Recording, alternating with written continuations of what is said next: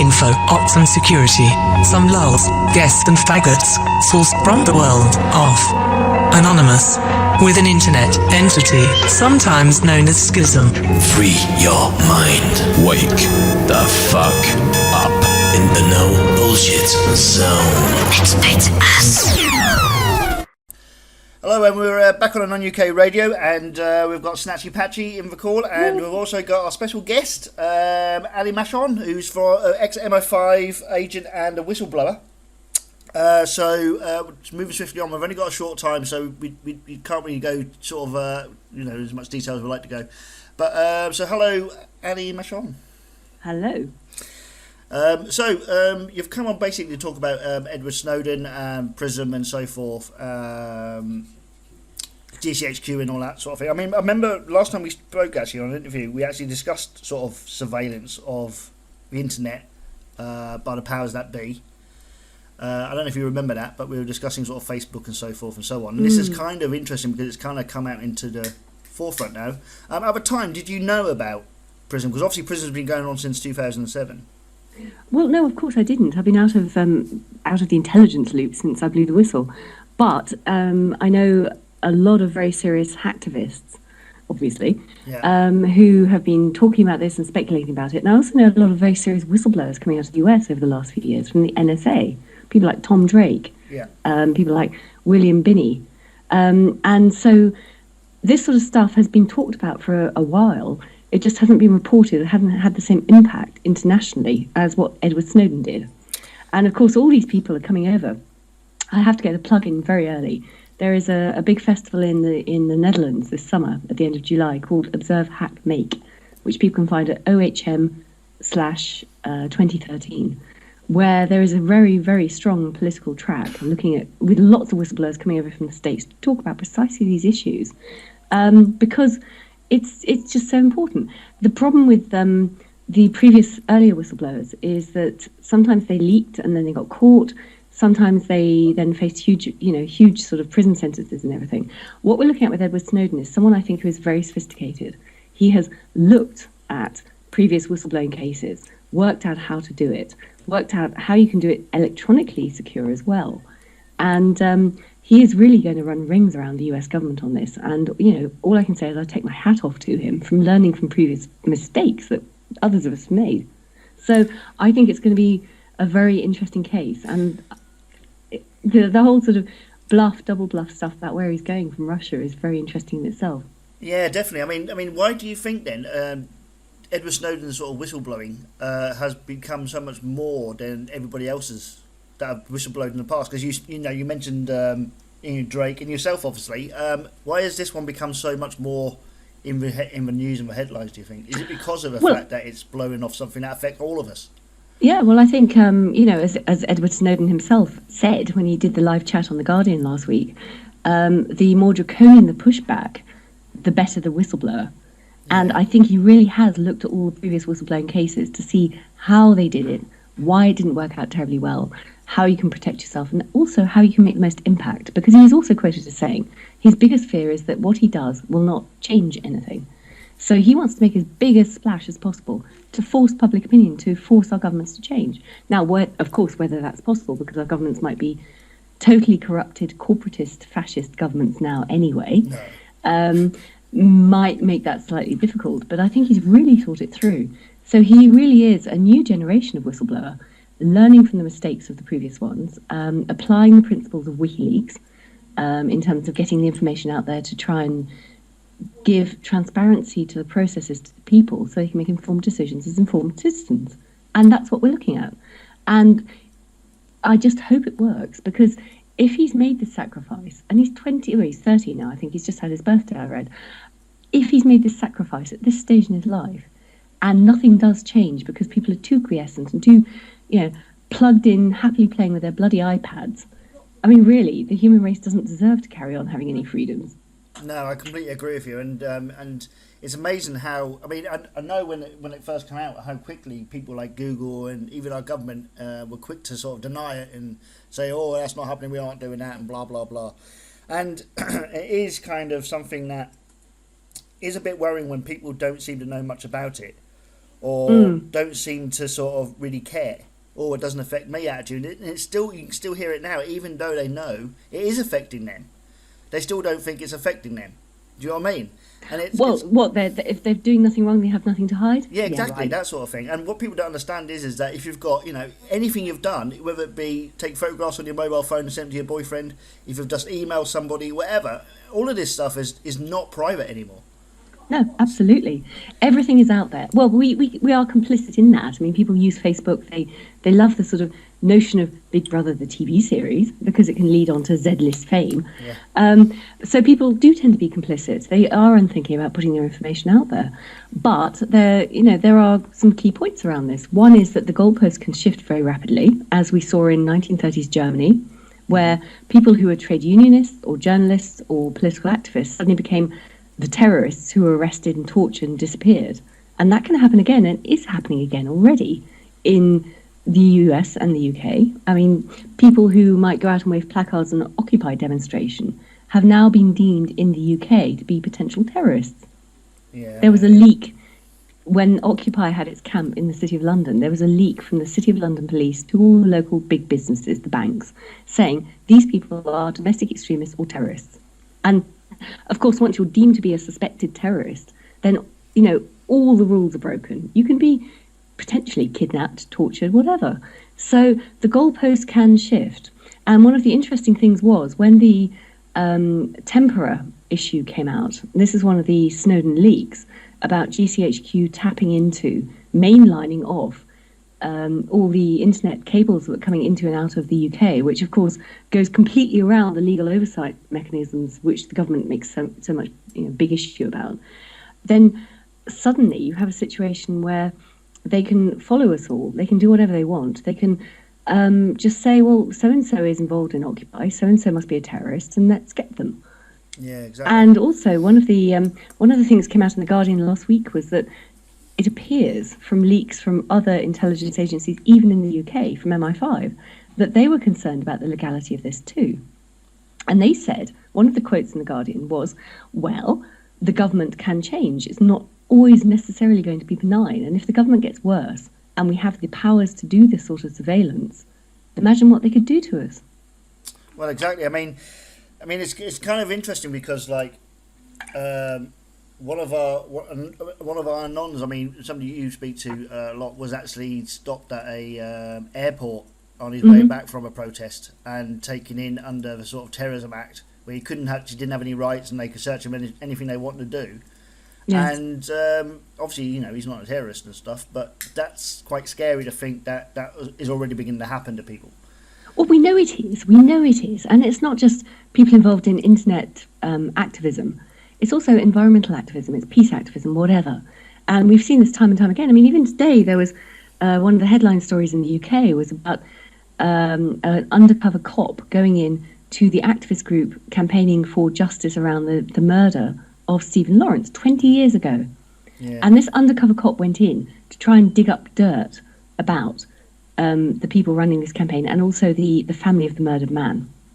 And this mirrors what came out 2 years ago with the undercover cops infiltrating environmentalist groups. I mean, people like Paul Kennedy and things like that. So it's naive to think it's not just the official spies doing this, but this is what they're doing. It's also the secret police, and it's also the mercenary spies. So another story today was that lawyers who are involved in prosecuting cases, or they will actually hire mercenary spy companies, the privatized spy companies, which are completely without any supervision, to hack phones of people that they are trying to prosecute. So it's not just the state spies. This whole concept of infiltration, spying, hacking, whatever it is, to gain information to be used against citizens of a country, it seems to be endemic. Yeah, that's something that, obviously the private company thing is now obviously a whole new industry, isn't it? It started off in the Iraq War with the Black Marsh and people like that, and it's obviously now, moved over into the cyber kind of realm, and it is a bit worrying. Totally. Yeah. It's a bit shocking, really, and it's that they're the ones to really worry about because they, as you said, they have no, they've got no kind of they haven't got to go by any kind of laws or anything and do what they want, really, can't they? Well, yeah, I mean, there is little enough oversight over the official spies, and those are the ones everyone always blames for everything. But often it's the unofficial spies who do the stuff, and they are deniable. Yeah, exactly. And that's what they want. And then, of course, there were very famous cases, certainly in the Iraq War, where Blackwater, as it was called, I think it's gone through various metamorphoses to Zed and whatever, was actually granted legal immunity for whatever they did in Iraq. Yeah. And they murdered people and were given legal immunity for those murders. I know. And got paid billions for it. Yep. Yeah. I think Snatchy's got a question for you, actually. So, Snatchy? Hello. I was asked one question by a friend of mine, and you did mention Tempora before, which is the British version of we'll say Prism. How much would you say that? Oh, good, you're getting into it already. How much would you say it is affecting not only we'll say the internet activists, but would you say the common day man? It's affecting everybody. Basically, they are putting a spike in the vein of all the communications that go in and come out of the UK, and they're sucking that information out and storing it in case they can use it. That is the basic premise of Tempora. And that means that everything is being hoovered up, because people think, oh, I'm ringing a telephone number in the UK, I'm calling this mobile number, or I'm sending an email to someone else in the UK. But it doesn't mean that those communications only go through the communications channels in the UK. Quite often they go through fibre optic cables going in and out of the UK. So they're bouncing around, because whichever channel is free, they will, those communications will use. And as soon as something goes out of the UK, it means that GCHQ, using its Tempora system, can intercept these things legally without a warrant, because it's not within the UK, it's not spying on UK citizens. But all our communications bounced around all over the place. It's naive to think they're not going in and out of the country. So it's all of us. That's what it's doing. Now, what makes you say that it's worse than Prism, then? What would make you say that it's so much worse? If it is attacking every single person, attacking all our emails, Facebook, Twitter, Prism is already, in a sense, nearly as bad as that. But what would you say is the main difference or the main attack aspect? Well, I think it's two different questions. One, Prism is giving, well, we assume backdoor access at the moment, because all the major companies are denying they gave the NSA the right to go into their systems, and that's what they're sticking to. So I will stick with that too. So there must be some sort of backdoor access into these major networking sites. So anyone who's using an American.com.org.info.net website, such as Facebook or Google or whatever, and these are the nuts and bolts systems of the internet, do not forget that. People use them every day without thinking. Means that the NSA can mainline into that sort of information, whether it's known or not known by those companies. Okay, so that you have one situation. However, the Tempora thing was seen as the crown jewels, as far as I can see, by the Anglophone intelligence agencies, so that they could actually just tap in directly to the fibre optic cables and pull out every piece of information that was flowing through out of into whatever the UK. And that means pretty much everything too. And that also means, the reason I say it's particularly bad is because it is working around, it is subverting the notional democratic oversight in the UK. I mean, for decades we've known of a program called Echelon. This was established in an investigation by Duncan Campbell in 1986. He then gave evidence in 1999 to the European Parliament about this. And Echelon is an old-fashioned system, using mainly, telephones and everything, where the US, the UK, New Zealand, Australia, and Canada shared all the stuff that they could get. And that was definitely a subversion of the democratic oversight in each of those countries. So, for example, in the UK, GCHQ cannot tap stuff in the UK on UK citizens without a warrant. But the NSA can, because it's foreign. And then they get it and they share the product with GCHQ and vice versa. So Echelon's been around. That model of sharing information internationally and subverting the democratic national will has been going on for decades. Now we have Tempora, which just mainlines everything, which is going everywhere. And they can do the same thing. So it's much bigger. I mean, the capability is so huge. So now I would think that that such things like this would go against your basic human rights, that you would have at least some privilege. But no, it just surprised me even to this day, the amount of privacy we're told that we have, the amount of human rights that we're told that we have, but secretly we don't have this. We have no basic privacy anymore. And because these different intelligence agencies are spying on each other's countries and sharing everything, and using bigger and bigger technology to do that, we've lost any sense of privacy. The only things we can do to protect ourselves, we can't guarantee our governments will do it because they haven't got a bastard clue what's going on in the intelligence agencies. I mean, William Hague made a complete tit of himself when he first stood up and said, we know GCHQ has to adhere to the law. We know they're doing this, we're doing that. And then the Tempora stuff came out. So he doesn't know. I know he doesn't know because I know how easy it is for the spy agencies to lie to the ministers. And that's what they do. So all we can do is take individualistic steps to protect our privacies. And this is a basic enshrined human right from the Universal Declaration of Human Rights put in place after World War II because of the horrors of World War II when people knew how important it was. And that's what we've got to protect. So we encrypt our emails. We use OpenPGP. We do not use .coms, .orgs, .nets, all that shit. I mean, my website is based in Switzerland, for example, because I moved there last year, because precisely for these reasons. And we just have to sort of protect ourselves by using these basic things. So when we were discussing, me and Ajax were discussing this the other day about the whole legality of PRISM and so forth and the NSA thing, and we were wondering if because the servers for most of these things like Facebook and so forth and all the .coms and stuff are actually in America, does this give them some kind of legal right to kind of for GCHQ to kind of, if GCHQ want to tap these servers, they could, because they're not actually in the UK, they're actually in America. So legally, they're not actually tapping UK servers, they're actually tapping American ones. Well, that's one issue, that they can do things without warrant in America and then share it with the Americans. And America can do it in the UK without warrant and share it with GCHQ, absolutely. Yeah, right. But the other issue is that anything, the Americans over the last few years have been trying to claim, and have successfully claimed, legal hegemony over anything they deem to be American type domain names like .com, .org, .info, .net. And this is the argument they used with the Richard Dwyer extradition case, because he had something called tvshack.org or something, or .com.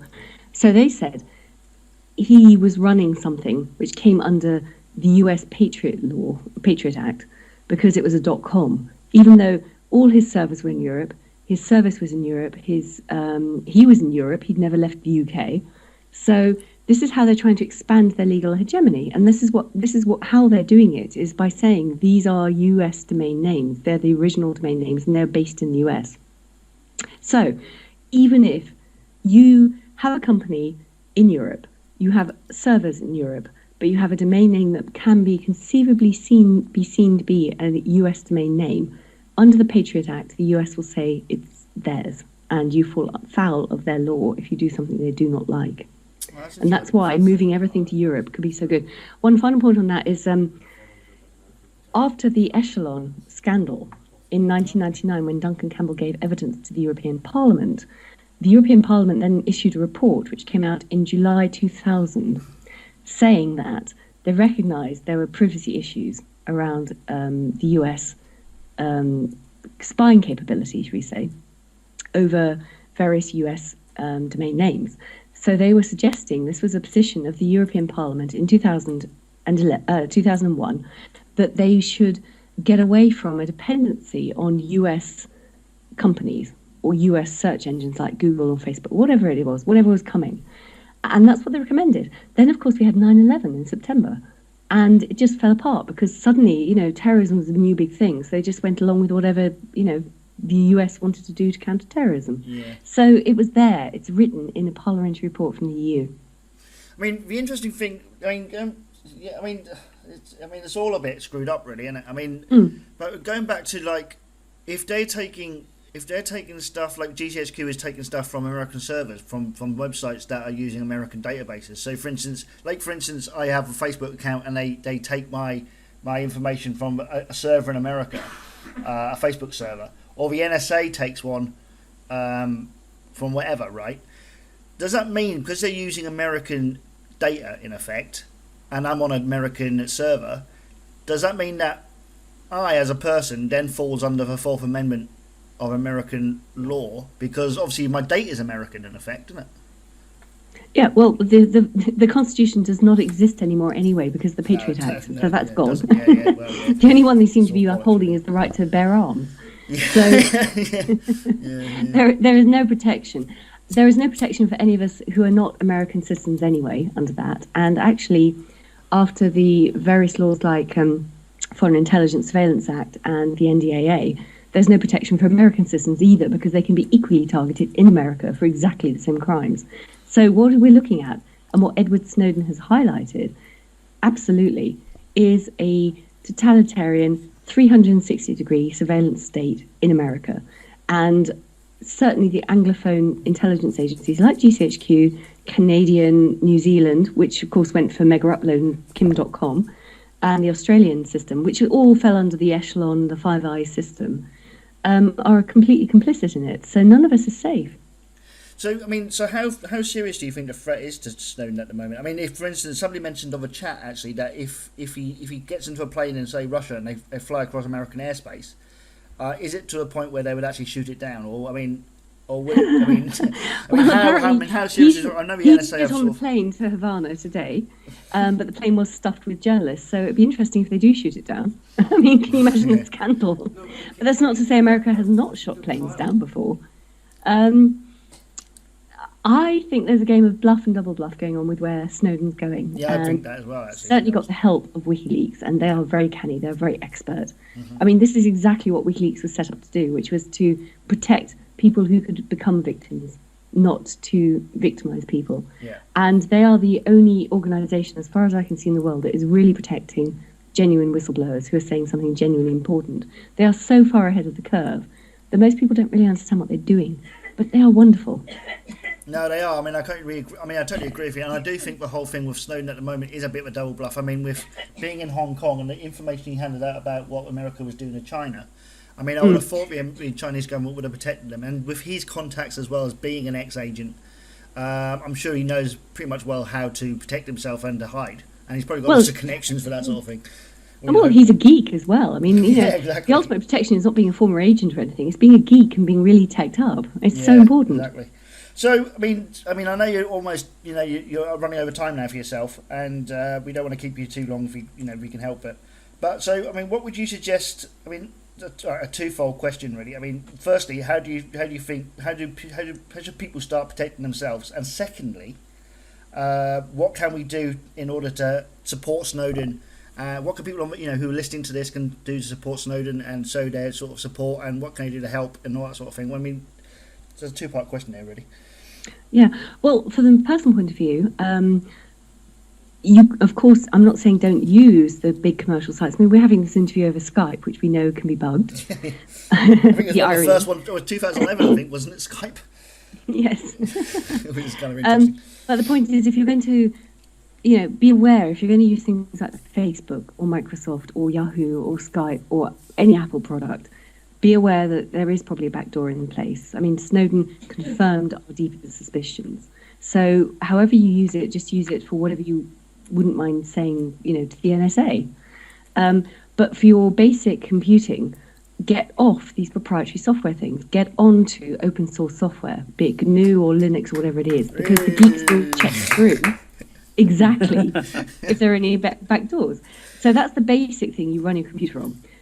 Use different web surfing sites, for different roles. So you can use Mozilla for Facebook or whatever. You can use Chromium for this, that, the other. You can use Chrome for other things that you want to be slightly more secure.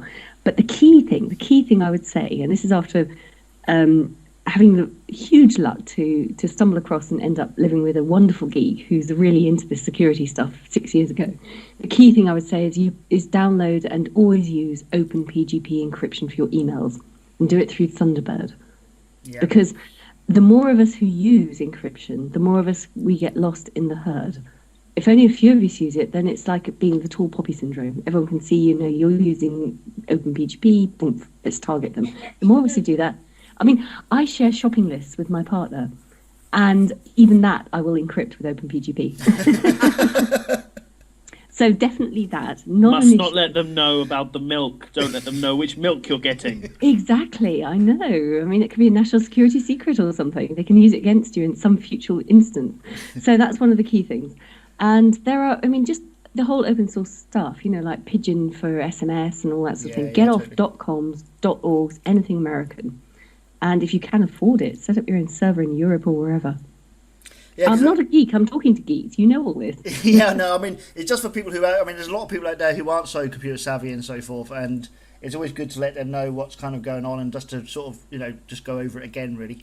But yeah, absolutely. I've learned this the hard way over the last few years. I'm not a technical person either. I appreciate what technical people do.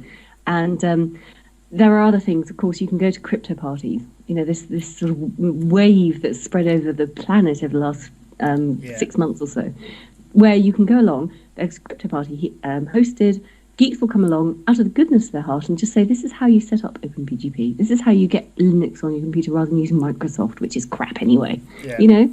And so crypto parties are great.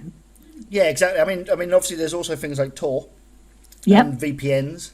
You can get hold of, which are always very good. They also encrypt everything you're doing on the internet. I mean, Tor can be a little bit slow, but VPNs are a little bit faster depending on which one you get, and most of them don't log if you get a good one. And you get one that's in Europe, a sub in Europe.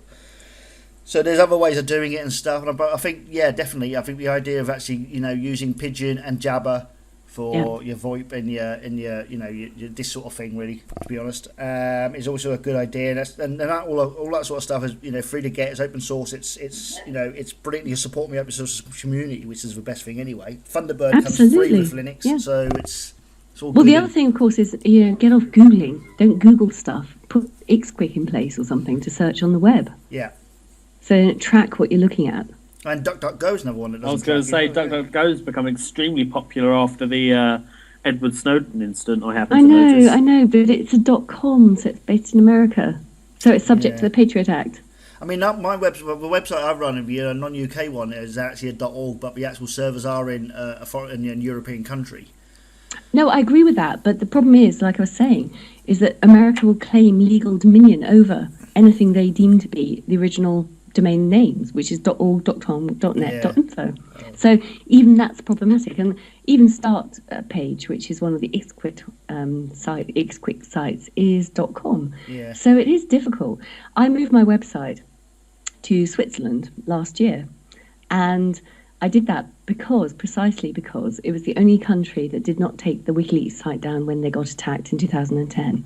And I feel so safe there. You know, they really uphold freedom of speech, and they will not, well, as far as I know, allow the NSA in. So there are little things you can do like that. It costs perhaps €10 a month or whatever, but in terms of privacy and peace of mind, it's worth it. Yeah, totally. Yeah, exactly. And it's the same thing with, I mean, as obviously, you know, on AnonUK radio, and there's a lot of Anons who use IRCs and stuff, and we all know that a lot of them are being watched and stuff, but we are developing a new IRC which is completely anonymous and shouldn't be as watched as the others, so that's worth checking out as well when that comes up and running. Well, let me know and I'll publicise it, because it's just getting off the whole dependency of proprietary software and US domain names and all that sort of shit. That's what we need to do. Yeah, totally. Yeah, well, I'll send you a tweet as soon as it's up and going, and let you sort of have a look at it and have a play with it. It's a chat client as well, but it's completely on the dark web. It's independent, privately owned servers and so forth, so it's completely protected and so forth. So fantastic. So there's also going to be a big crypto party in London in July. I think it's about the 14th or 15th. People can try and find that. Yeah, definitely. That'd be a good thing to look for. If you can find out any more about that, you can even tweet me out and sort of let people know and stuff. I will do, yes. If you find out, because I know you went to the crypto party in Iceland recently, didn't you? Or a while back. I did, yes. That was fantastic. Yeah, you were wasn't it the arrangement where you were going to try to call us from there if you could? Possibly. It was a mad week. Seriously, I was doing back interviews and lectures and what have you. I mean, Iceland it was so good. I mean, they've just re-elected a very conservative government against all their best interests, so I don't know what's going to happen there, but there are a lot of very concerned people. In fact, there's probably going to be a big Hackfest type thing there next year. I'll let you know about that. But it's going to be all the key hackers, you know, Smiley McCarthy and I and Compouse, and we'll probably have Julian coming in, you know, via web link if he's not free to travel by then. It's going to be good. Yeah, excellent. So, just before you go then, how can people support Snowden and show their support to Snowden, and how's the best way to do this? I mean, is it, demonstrate outside American embassies? Well, that's such a difficult question. I mean, he did everything right. Everything he's done, the fleeing where he went, the message he put out, everything. And also choosing Glenn Greenwald as the person, the campaigning journalist who will fight for him. That's fantastic. Yeah. And he chose the right countries to go to. Yeah. So it's very uncertain where he is and how he's going to do things now. I think it's just really spreading the word about why it's important. Exactly what are the key points about what he's exposed, why it affects everybody. Getting that message out is so key. And also, I mean, there's been a petition going around in the States where US people can petition the White House saying you've got to make a position on this, saying give Edward Snowden a pardon, and they've reached the 100,000 people they need to get the president to actually have to respond to this. And I think the other thing will be money, because he's given up a well-paid job to do what he does. He said why he did it. He said even he'd be willing to die for the values he's trying to uphold. So any financial assistance we can give, but of course we know that's difficult because of what happened with WikiLeaks and how they blocked that sort of financial thing as well. Yeah.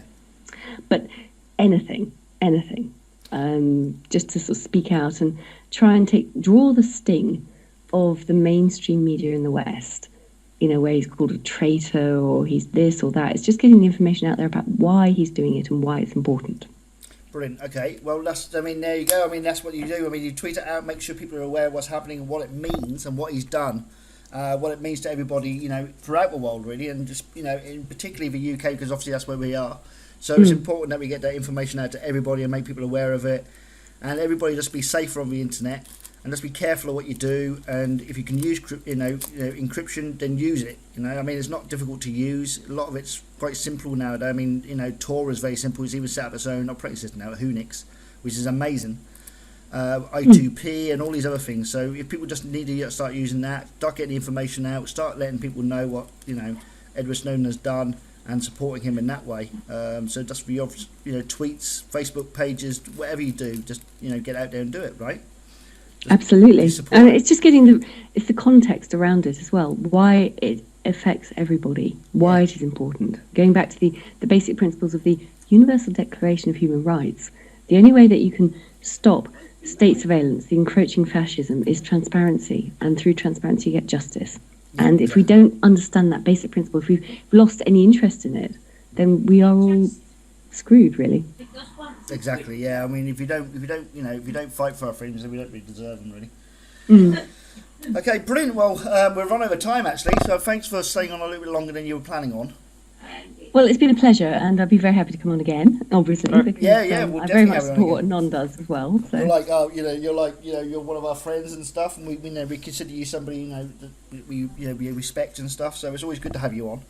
Oh, internet friends and Mi5 secret intelligence friends.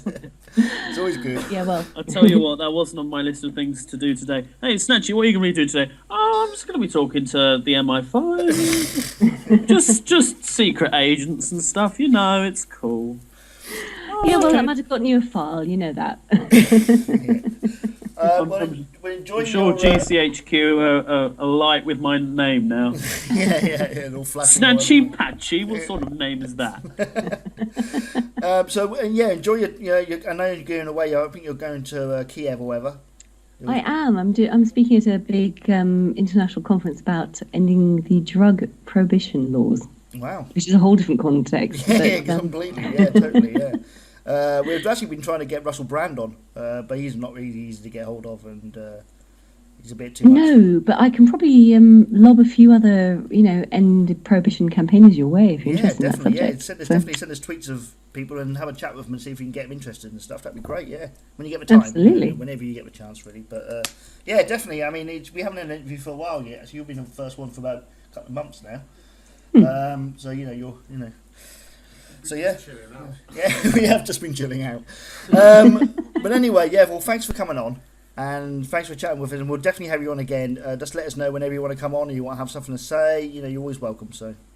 Well, thank you very much, and just all power to you for getting this message out, and just spread the word about crypto parties. It's so important. I will do, yeah, definitely. And if you can tweet us anything you know, and we'll get it passed around and stuff, and all that stuff. I mean, your website's now zooming up a chat box, so everybody's going to be visiting that by the looks of things. Fantastic. So that's good. It's good subversive stuff. Yeah. So definitely keep in touch. Keep us sort of sending us info when you get it and stuff. If you want to come on anytime you can, just let us know and we'll have you on. Well, thank you very much. Okay, and enjoy your. Thank you very much. It was very nice to have you on here. Thank you for joining us. Speak to you soon. Bye. Okay, see ya. Bye. Okay. Is she gone?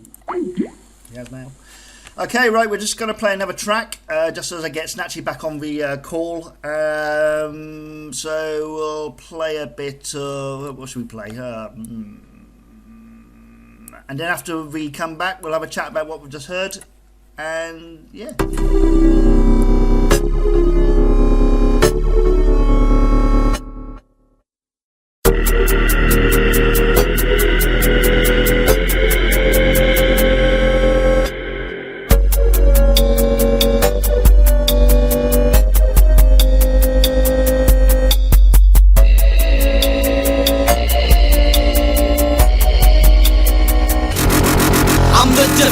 Leader of a movement, screaming hack the planet back in 99. Activism in its prime, global hell had the dot mill rooted. Alphabet soup and they troops in the suits, kid kicking down doors and seizing my equipment, blocking on my shipments, sitting on they hit list. All day radical, lymphatic beat addict in the stab hit. I envelope the game, call me rabbit. Hop to hop, I run the internet equivocally. Bitch, I be hit him with the bite style symmetry. Digital gangsta reppin' till I'm dead. Steady grip Apache louds when I'm looking for the feds. Fast forward, now the internet anonymous and captains of the low spoke raise the mass prominent, dominant hacks. And I sec on that new, dropping tables in my sequel like it was some poo-poo. Pound and me sick, pounding through your speakers. Pound and me sick, pounded to the bleachers. Pound and me sick. If you're sitting below deck in the low spoke, salute bitch and show some respect. Pound and me sick, pounding through your speakers. Pound and me sick, pounded to the bleachers. Pound and me sick. If you're sitting below deck in the low spoke, salute bitch and show some respect. Low sec bitch, they folk your hack Sony. Got the MD5, we rock your macaroni. Cook coke crack nimble like a noodle, or HB Gary stay toast like a strudel. Root shell on your bootstrap, now who's that? Botting the M join and drop your whole C-class. C-class, it is evident we flousing. I am cannon in the prop list, deep dousing. Lean back, bitch, we be sending an injection. Magic quotes off, join table in a section.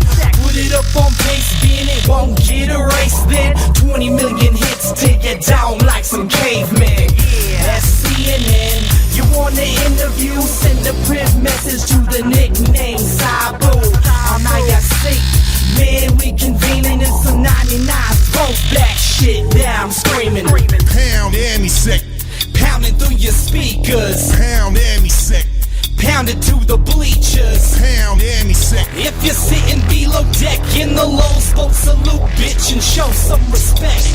Pound and me sick, pounding through your speakers. Pound and me sick, pounded to the bleachers. Pound and me sick. If you're sitting